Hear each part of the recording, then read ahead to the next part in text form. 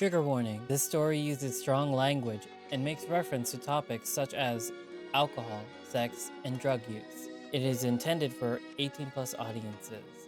Viewer discretion is advised. Riley? You're looking kind of spacey. You alright? I look back to the shop front. The brightness is gone. Uh, um, yeah, just got distracted. You sure? She speaks quieter, just to me.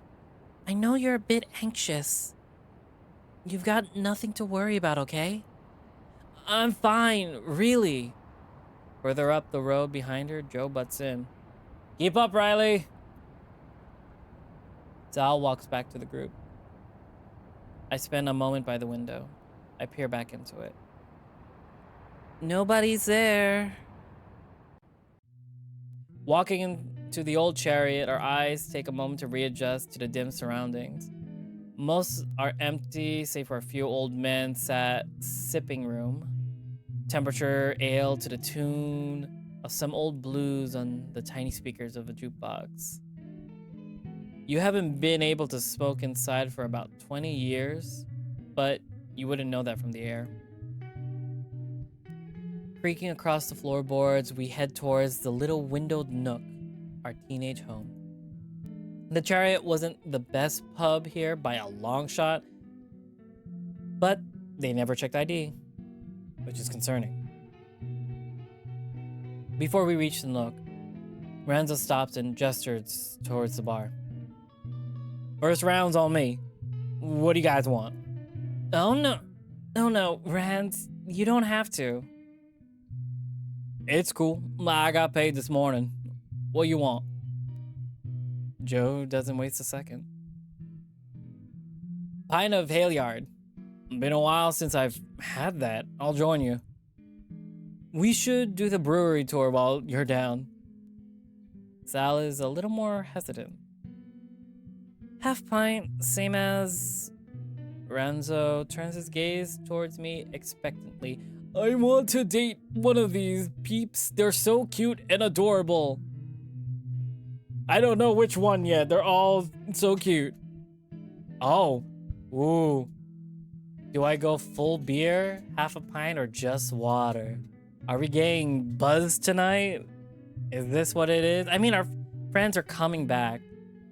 Might as well join the two dudes. Just chug a beer with them. Yeah, you know, we'll I feel like we should go for a pint of beer. Let's go for a pint. I'll have what Joe's having. Job's a good run. A good one. He makes his way off to the empty bar front and starts making jovial chatter with the bar lady. Half Sal? Not very festive. It's 4 in the afternoon, Joe. Yeah? And we haven't seen Ranzo in how long? I'll have a proper one when Billy gets here, alright? Just go easy. We all squeeze into the wooden benches by the window. This place was built centuries ago when folks were smaller. Joe and Sal sat opposite of me, and I leave a space for Ranzo on my left. Good to be back in here, huh? Yeah, it got that real comfy atmosphere, hasn't it? She wriggles from side to side as she tries to get in a position where our legs aren't bashed up against each other. I mean, yeah, there's better places, but I perform a similar dance, trying to park myself in a well-worn spot. I think it's got its charm. We can always do something like this more often, you know. I think the last time we went out for drinks was the last time Billy was down. Yeah, sorry. I've been real busy and... You don't have to work that much, you know. Take a break. Tell Sal to take a break. Invite Joe to yours instead.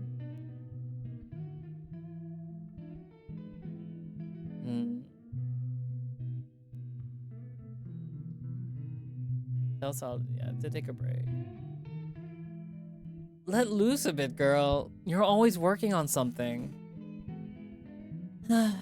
She sighs, air rushes out of her nostrils, finally giving out under the strain of a heavy load. You're right. It's just been a lot to set up this year, and Joe swings his hand down on the table. And you deserve some time off. Make this week a good one. Ranzo's heavy footsteps announce his return, sandwiching 4 glasses between 2 paws. Get these down ya, then. Down on the table, he places 3 pints and 1/2. Cheers, everyone. We all reach across for our beers. As we draw them up, the edges clink and smiles bounce between us. The next half hour passes, bringing with it stories from Ranzo's time at the sea. They detail times aboard the ship and the ports to around the Erie states. He's still that confident, positive spark our group. Joe's fun, but Ranzo's tone is a bit more vibrant. He sings color into stories that I imagine were actually pretty drab and dreary. Like the week where the ship's laundry broke down and they had to hand scrub their clothes. Or the time the ship's cook got sick, the stand-in couldn't do the potatoes properly. Midway through another story, Ranzo's joyful pace is interrupted by an uneven gait crossing the floor. All right, dickheads. The voice is broad, confident, and devoid of the local twang. Approaching the end of the table, a toned figure sways, one hand placing a streamlined bike against the wood wall, the other holding the strap of a large sports bag. His brows furrow, but a smile forms on his lips as he slings the duffel down. Billy! The one and only! Took you long enough. You just brought that thing straight in? Sal glances at the bike, then back at Billy. He shrugs. Thanks for the welcome, Sal. My lock's at the bottom of the bag. It's not busy in here anyway. Sure, it's fine. Good to see you. Billy starts to reach for a stool from one of the empty tables. I'll take that, Billy. You can sit here. Ranzo stands up and gestures to the space he leaves beside me. Billy waves a hand dismissively. Nah, it's fine. I got first class down. Joe sends a told you so look my way. Nah, really? It's my round anyway. What do you want? Sal interjects, edging out of her seat. No, it's not. It's my round. Sal pulls herself out from the nook and pushes Billy's bag into it with her foot. What do you want, Billy? Water's fine. Right. Everyone else? Do I want to get sloshed? No, I need to drink some water. Because, like, I'm going to get wasted if I keep drinking. But they're still drinking. They're... confidence of the beer. May as well get a pint now we're all here. Sal glances between Joe and Ranzo, who both nod. All right, 3 pints and 1 water. Sal heads to the bar. She bumps Billy's bike on the way. Not sure if it was intentional or not. Billy slides into Sal's empty spot next to Joe. Ranzo returns next to me. The old wooden bench creaks beneath us. Watching the figure, Billy? Billy grunts as he stretches a leg out the side of the booth. I'm on holiday, but the body's not. I've got team training when I get back. Brought this with me to keep it up. Billy extends his right leg to the bicycle leaned against the wall. Below the knee, his legs taper into a curved prosthetic. It looks as streamlined and sculpted as the bike. James, still not tired of riding around in a cycle every day?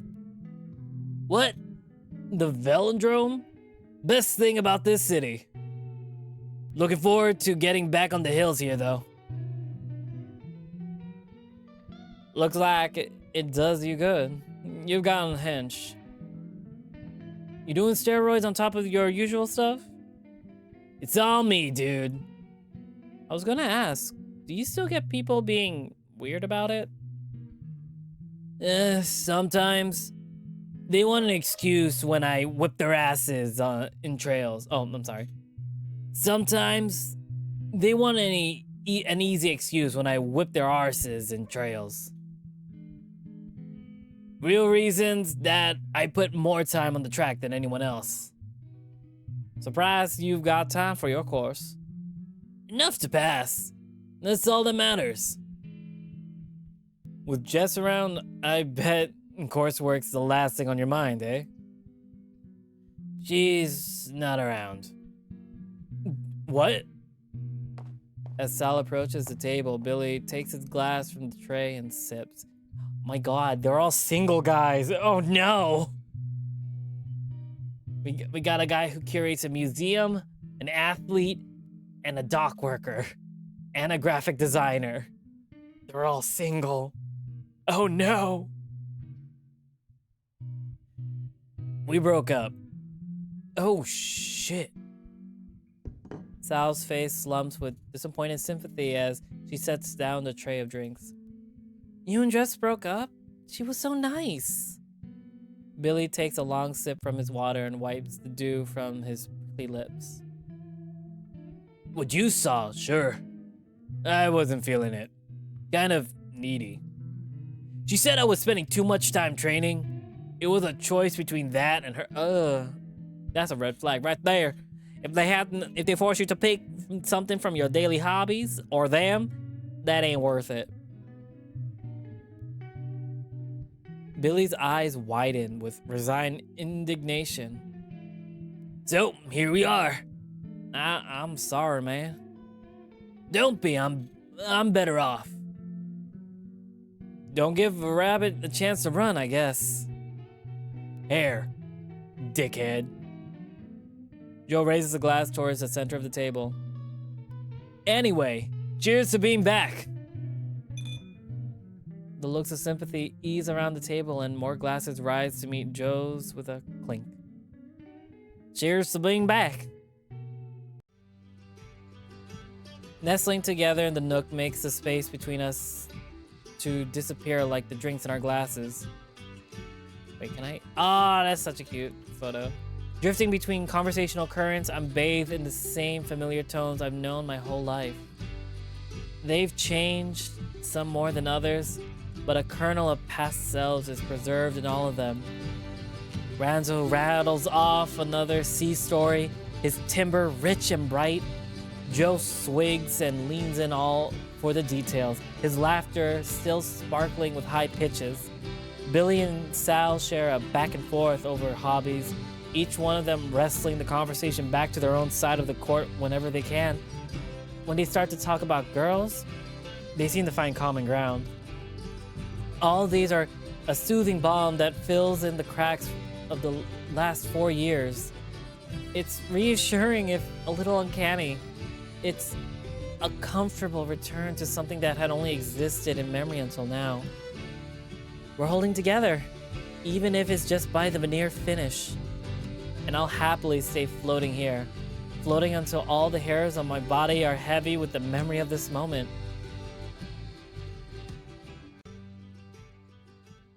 As the glasses dry, we shuffle out from the pub into the streets before the harbor. Though it's approaching the evening, the dark interior has made our eyes tender. They sting in the sun and our hands raised to shield them. The tide has risen and swept the foul smell away. The town sits in a quiet daze. Docked boats jostle with a gentle, hollow rhythm. It's an Irish accent, or something else. Well, that covers pretty much anything, everything, I guess. You are right. Oh, Trainspotting is an old British movie. I want to see that. I'll still watch it. I'm not gonna butcher anything other than Southern. I don't mind butchering Southern because it's funny and it's very easy to like smooth on in. That's about it. I just like saying it like this because it's easier to say. We got plans for dinner? I thought we could go down to Shinborn after this. They do food. Shinborn's a dive. Shinborn's great. They have bands on sometimes too. Last time I went there, I got food poisoning. Ass. That was months ago. I go there all the time and it's fine. What's Shinborn? It opened kind of recently. It's like an underground speakeasy kind of thing. Sounds fun. They do burgers and stuff too. Too lowbrow for Sal, apparently. Not too lowbrow for us, though. Joe looks around indignantly. Really? Am I the only one who likes the burgers here? What sort of burgers? Just cod or... cod, haddock, Alice, all of them. It's that whole gourmet thing. Joe looks sideways to Sal. Veggie too. Though maybe that was the problem with yours. I don't trust anyone to make a burger if they can fuck up the veggie option. Anything around here less greasy? What about the 115? Closed. Shit. What about the greenery? Sal shakes her head. Closed. Weren't you back here in October? Yeah, but I don't eat out much. So that's why she left. Maybe tell me that wasn't what is bleh. Maybe tell me what isn't closed instead. They only eat fish burgers. Correct. It would be weird if they ate any other animal. Sal racks her brain, thinking of a place that does something other than takeaway that's maintained its spot in town. There's the Wheelhouse. That's way better. I'm down. Fancy that, Rye? Yeah, let's go to the Wheelhouse. I feel like I'm going shit. Like I like anything. I'll eat anything from a pub as long as they sell alcohol. I'll eat it. I wanted to do the Wheelhouse. That's the one, not the Shinbone. I like the Wheelhouse. Haven't been in years. I look over to Joe, who still looks less than thrilled. It's fine. I just find it a bit like, if you're going out, go out. Wheelhouse is more out than that burger place you were on about. You're just pissed off because you can't stuff your face with chips. It's fine. I'll do wheelies. I want to show Ranzo Shinbone tomorrow, though. Joe turns to me. You too, man? I can't believe you haven't gone there.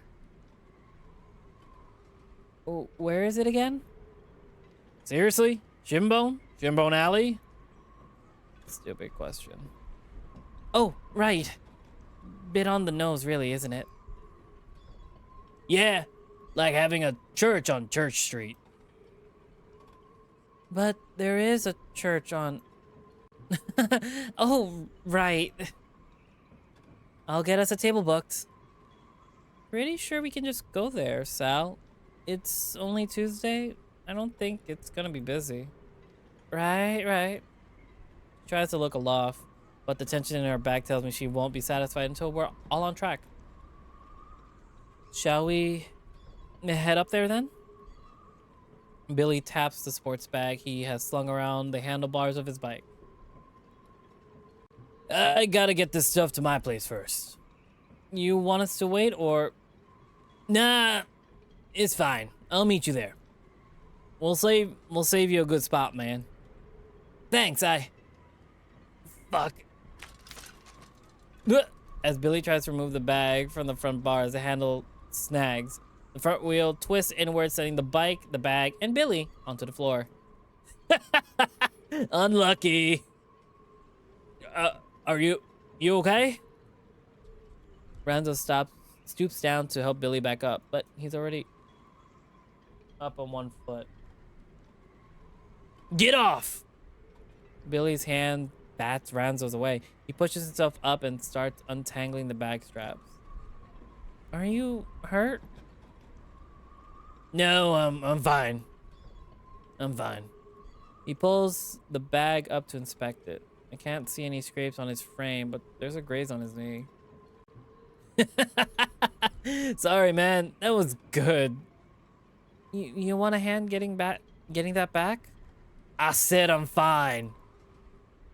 They're only asking, Billy. He brushes himself down and slides the strap of his back up to his shoulder. Don't worry about it, okay? I'll meet you up there. The bike ticks along at his side as he starts to walk. The frame bounces and shakes on the cobblestone, but he keeps it on course. On course. You doing all right there, Ranzo? Me? Yeah, I'm good. Why? He was being pretty arsy to you. He's just teasy. Doesn't like people making a fuss over him. I think his pride's hurt more than anything else. Still, he'll be fine once we get up there. We pick up a slow pace in the opposite direction, tracing the walls of the harbor until we get to a thin, steep street. You need to drop anything off, Rance? Nah, left everything at my bunk before getting here. You're not staying with your mom? Yeah, I will be. I just don't want to drag it all around all afternoon. Smart. Cornfalk. It's Swedish, which would literally translate to Tower Falcon. Jesus. Smart. Plus, you know, I got the cabin either way. What's it like in those? Usually pretty good. Get your own room, a little ensuite and a desk. It's cozy, mind you. And some of the smaller ones, there's a bathroom and showers down the hall. So it's like either a cheap hotel or a hostel? Pretty much. Your own room service, though, and they give you a bullocking if you're untidy. It's nicer when you're docked. Don't have to worry about tidying stuff down.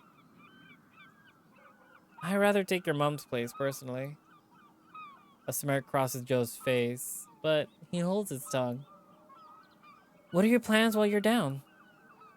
There's some family things I need to sort out. I'm seeing Mom tomorrow.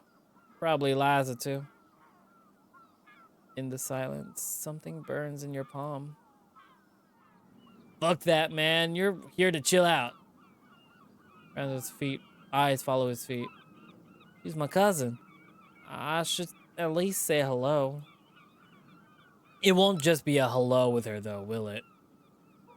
You'll probably run into her either way. Just keep it light. The steepness of the climb acts as a good camouflage for my stiff shoulders. Yeah, no use worrying about that yet, right? Right. I mean, think about what you'd say, but yeah. Ranzo nods silently with a faint smile. He leans forward as we continue upwards. The sun is tiptoeing towards the horizon, washing the houses beside us in amber. Cool air and hazy shadows. The sound of shallow waves is muddied by a growing rumble behind us. Ranzo pivots to face behind us. Car coming. I turn to follow his gaze. The car is small and boxy, painted grayish beige. A yellow taxi sign rattles on its hood as it trundles steadily towards us. Move over. Our group parts to either side of the road, flattening ourselves up against the wall on what little space passes for pavement. It's then I realize I've been left on my own. Joe, Ranzo, and Sal stand shoulder to shoulder with their backs against the opposite wall. I consider moving over to them, but the little taxi pulls itself up the bumpy road between us. The light bounces back from the windows as it struggles forward. It forces me to squint. Between the blinks, I see a figure in the back seat. Their head rests on a hand leaned up with an elbow on the door. Black fingers score across pale arrowhead of a face. Though they're smothered by sunlight, I feel the flash of two yellow eyes wrapped around me. My heart holds me in place, and the window and the car move past. That's not... The roar continues rising until it disappears over the hill's crest. Once we check there's no other cars coming up behind, we regroup on the road to carry on.